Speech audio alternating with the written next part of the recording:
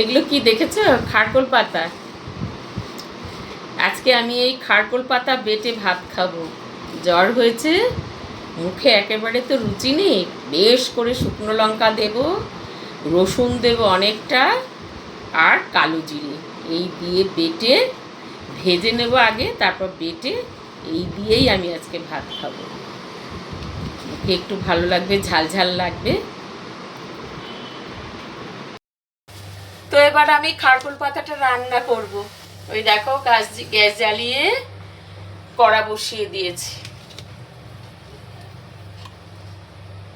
তাতে দিয়ে দিলাম তেল। অল্প মাত্রায় তেল দেব, বেশি তেল দেব না। আর দেব শুকনো লঙ্কা।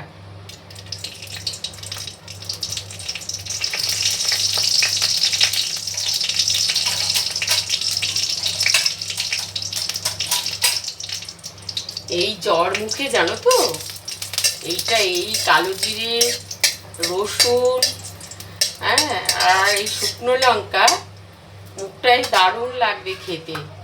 শুকনো লঙ্কা দিয়ে দিয়েছি, এবার আমি বেশ খানিকটা কালো জিরে দিয়ে দিলাম। দেখো অনেকটা কালো জিরে দিয়ে দিলাম। দেওয়ার পরে এবার দিয়ে দিলাম রসুন গুঁড়ো, অনেকটা রসুন, দারুণ লাগবে খেতে জ্বরের মুখে। তো যাই হোক, এগুলো আমার একটু ভাজা ভাজা হলে দেখো বেশ পোড়া পোড়া মতো হয়ে গেছে, বুঝেছো?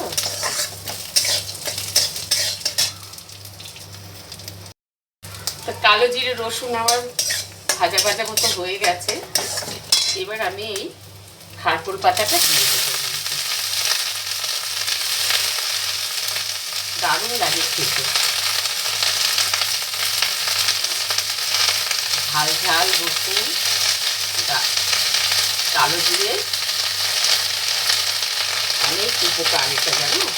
খেতে উপকারও আছে আর খেতেও ভালো লাগে।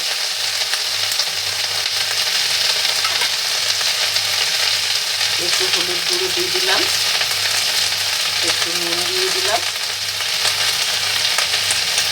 আর একটু হলুদ গুঁড়ো দিয়ে দিলাম। এটা আবার ভেজে শিলে বেটে নেব। শাকটা ভাজা হয়ে গেলে তবে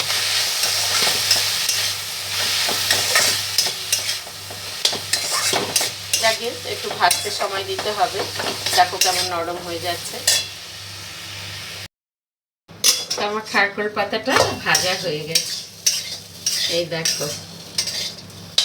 এই এবার শিলে বাটবো, বেটে নিলেই ব্যাস রেডি। যা সুন্দর লাগে না খেতে। অনেকে আবার এটাকে জানো তো কি ঘাটকোল পাতা বলে, আমরা এটাকে খারকোল পাতাই বলি। ঘাটকোল না কি বলে, আমরা এটাকে খারকোল পাতাই বলি। তো যাই হোক, আমার বাটার জন্য রেডি হয়ে গেলাম। এবার শিলে বেটে নেব। দেখো এইভাবে পাতাটা পুরো বেটে নেব।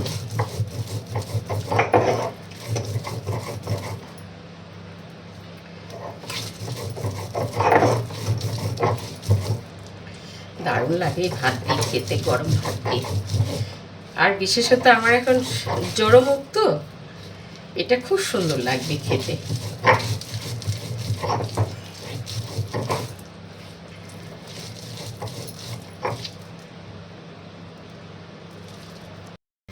তো দেখো আমার খারকোল পাতাটা বাটা হয়ে গেছে, কি সুন্দর দেখতে হয়েছে, দেখেছো?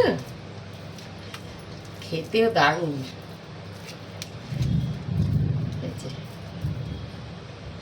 বাটা হয়ে গেল, রেখে দিলাম। এবার গরম গরম ভাত দিয়ে খেয়ে নেব। হয়ে গেল পাতাটা বাটা।